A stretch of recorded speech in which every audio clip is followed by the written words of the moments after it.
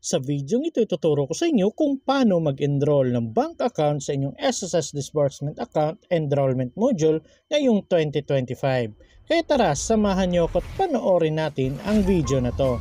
Pero bago yan, sa mga hindi pa nakasubscribe sa akin, kayo na ang bahala. So diretso na po tayo dito sa ating SSS online account na dashboard.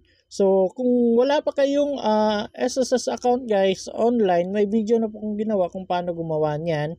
And sa mga nakalimutan yung user ID at password nila, may video na rin po akong ginawa kung paano ma-recover yan. At para naman sa mga hindi naka-login dahil hindi naka-receive ng OTP dahil nawala na yung mga cellphone number nila, may video na rin po akong ginawa kung paano mag-login kahit wala ng OTP. So, check nyo na lang po sa mga videos ko or lalagay ko na lang po yung link sa description box. So ngayon punta na tayo dito sa pag-enroll ng ating bank account sa SSS Disbursement Account Enrollment Module. So, click lang natin tong Disbursement Account Enrollment Module. At pagkatapos may makikita tayong reminder dito, so scroll down lang natin at basahin lang natin lahat yan. By the way guys, i-discuss ko naman lahat yan mamaya. So dito tayo sa baba may makikita tayong I certify. So i-click lang natin tong box katabi ng I certify para ma-checkan. At kung may check na, i-click na natin itong proceed. At pagkatapos may makikita tayong ganito, you don't have an active disbursement account yet. So wala pa tayong na-enroll na e-wallet or bank account sa ating SSS account disbursement enrollment module. So ngayon mag-i-enroll na tayo. So dito naman tayo sa baba. So dito may pagpipilian tayo kung bank account or e-wallet. So by the way guys, kung gusto ninyong mag-loan kagaya ng calamity loan or salary loan, kailangan nyo talagang mag-enroll ng bank account. Pero kung gusto lang ninyong kumuha ng mga ibang benefits kagaya ng mga sickness, maternity, ganyan, pwede po ang e-wallet kagaya ng GCash, Paymaya, pwede po yan. Pero sa video na to, ituturo ko sa inyo kung paano mag-enroll ng bank account. Kaya itong bank account ang pipiliin natin. At dahil sa bank account yung pinili natin, so dito sa baba, ilagay na po natin yung pangalan ng bangko natin. So dito pumili na po tayo ng pangalan ng bangko na meron tayo. Yung bank account na gusto nating iparegister, kung anong pangalan ng bangko na yun po yung pipiliin natin. So mag-ingat lang po tayo kagaya niyan, Union Bank Quick Card, halos magkatulad kaya dapat alam natin kung ano yung pangalan ng bangko natin. At kagaya nito, BDO Unibank at BDO Network Bank. Yung sa akin, BDO Unibank yung ipaparegister ko. Kaya mag-search kayong mabuti kung anong pangalan ng bangko ninyo. Kung may kaparehas ng pangalan, mas maganda i-search nyo para malaman nyo kung ano talaga yung pangalan ng bangko ninyo. At dahil sa BDO Unibank yung pinili ko, so ito yung nandito. So dito na tayo sa paglalagay ng bank account at confirm bank account number. So take note guys, bank account number po yung ilalagay dito at hindi po ATM card number kasi magkaiba po yung bank account number at ATM card number. Kaya i-double check nyo pong maigi. So ulitin ko, dapat magkatulad yung pagkakalagay ninyo ng bank account number at confirm bank account number. At kung okay na, i-click nyo na po itong next. At mapupunta na po tayo dito sa pagpili ng proof of account na isasubmit ninyo. So i-click lang ninyo itong select document type. So dito pwede kayong pumili kung ATM card with account number and name, bank certificate issued within the current year, foreign remittance receipt, passbook, screenshot of online banking account, validated deposit slip.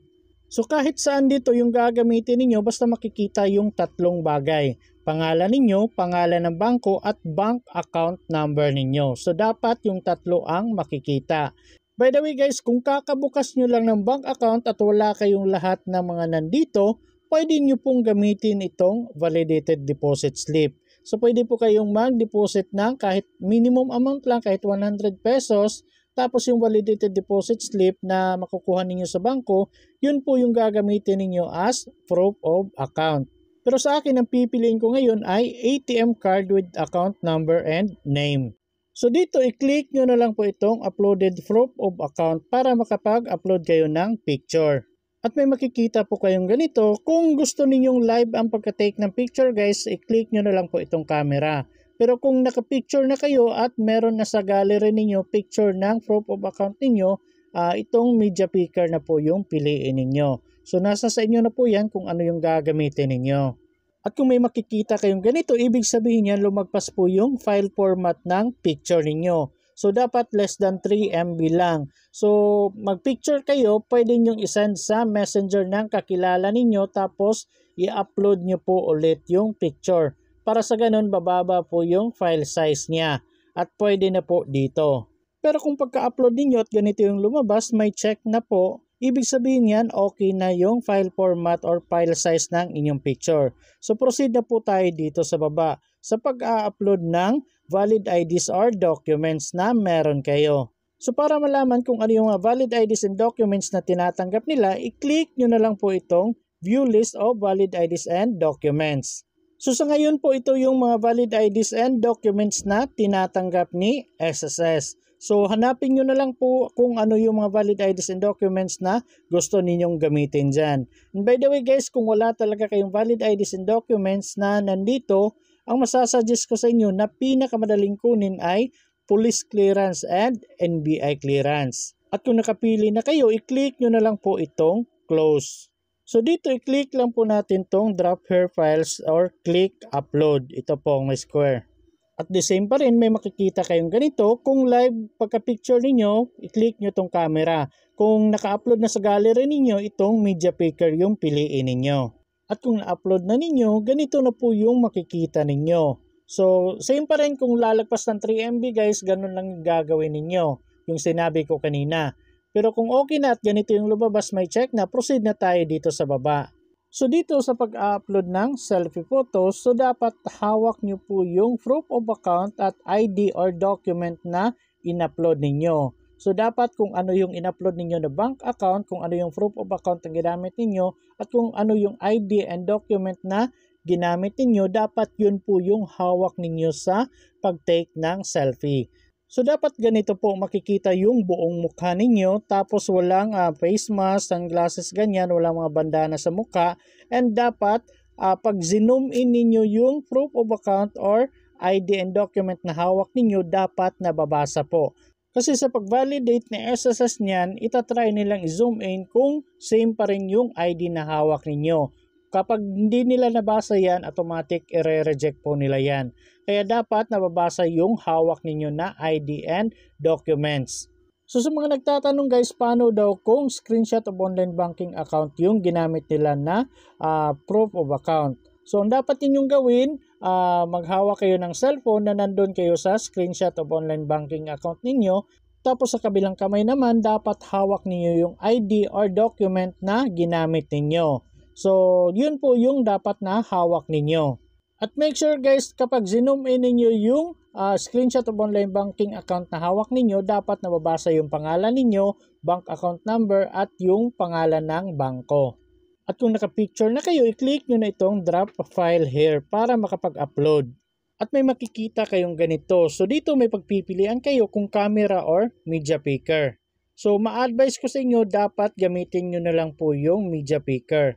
So, dapat nakapag-picture na kayo para ma-zoom in, zoom out nyo pa yung picture na gagamitin ninyo kung mababasa ba yung mga documents na i-upload ninyo.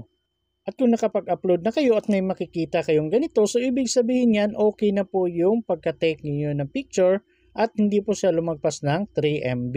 So, pwede na po kayong mag-proceed. So, i-click nyo na lang po itong next. At pagkatapos may makikita po kayong ganito, i-click nyo na lang po itong box katabi ng I certify para ma-checkan.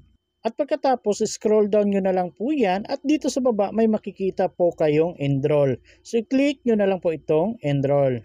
At pagkatapos may makikita tayong ganito, successfully enrolled na daw yung bank account natin. Pero hindi ibig sabihin yan, approve na yung bank account na in-enroll natin guys. So mag-aantay pa tayo ng ilang araw bago ma-approve yung bank account natin. Kasi nakalagay dito for branch approval pa. So mag-aantay tayo na maging active disbursement account ang makalagay dito sa for branch approval. At magkukulay green na po yan. So ibig sabihin yan, active na po yung bank account na in-enroll natin. And by the way guys, kapag nawala ito dito, ibig sabihin yan, rejected po yung bank account na in-enroll natin. Kaya antay-antayin natin na maging active disbursement account yung malalagay dito. At may marireceive din kayong email na kagaya nito na successfully enrolled na daw yung bank account ninyo, pero mag-aantay pa kayo ng 3 to 5 working days niyan para ma-approve talaga yung in-enroll ninyo. So sa mga nagtatanong paano daw malalaman kung approve na yung bank account na in-enroll nila. So punta lang kayo sa inyong SSS online account, mag-login kayo. Then dito sa dashboard guys, i-click nyo ulit yung disbursement account enrollment module. At may makikita kayo ulit dyan na reminder. So, scroll down nyo na lang po yan. At dito sa baba, may makikita kayong box na katabi ng I-certify. I-click nyo po yan para ma-checkan. At kung okay na, i-click nyo na po itong proceed. At kung ganito ulit yung makikita ninyo, you do not have an active disbursement account yet. So, ibig sabihin yan, rejected po yung in-enroll ninyo. So, mas mabuti mag-enroll kayo ulit. Kasi kung ganito yung makikita, rejected po yun. Pero kung ganito yung makikita ninyo, yung BDO Unibanco active disbursement account na yung nakalagay dito. So, ibig sabihin yan, active na po yung BDO Unibank na in-enroll ko. So, pwede na kayong mag-proceed kung ano yung benefit na applyan ninyo. For example, salary loan, calamity loan, or kahit ibang benefits yung applyan ninyo. Pwede na po yan. Basta mag-antay-antay lang kayo, mga 3 to 5 working days ma-approve or mare-reject yung application ninyo. So mag-antay lang kayo, minsan nag-i-email yan or minsan nasa notification ng inyong SSS online account. Or kung walang email or notification, mas maganda i-check nyo na lang dito from time to time sa disbursement account enrollment module ninyo. Kung wala kayong makita, ibig sabihin rejected, pero pag ganito, active na, ibig sabihin yan, active na yung in-enroll ninyo. Basta kapag ganito guys, huwag nyo nang i-click yung deactivate. Hayaan nyo na lang yan, active na yung in-enroll ninyo na bank account, so pwede na kayong makaproceed sa gusto ninyong applyan. Never nyong i-click yung deactivate dyan. Huwag nyo na pong galawin yan kasi active na yung bank account na in-enroll ninyo.